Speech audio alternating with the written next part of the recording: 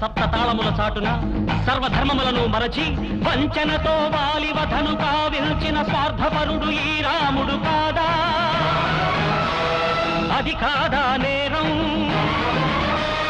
దానికి లేదా శిక్ష? రథచక్రం కృంగినప్పుడు వక్రధర్మాన్ని అనుసరించి రాధేయుని చంపించిన రాజకీయ సూత్రధారి ఈ కృష్ణుడు కాదా?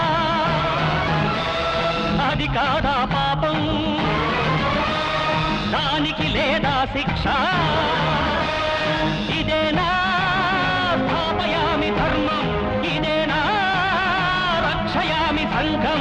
ఆ దేవుడి పాపాలే లోకానికి పుణ్యమా? ఆ దేవుడు చేసిన బొమ్మను నే చేస్తే నేరమా?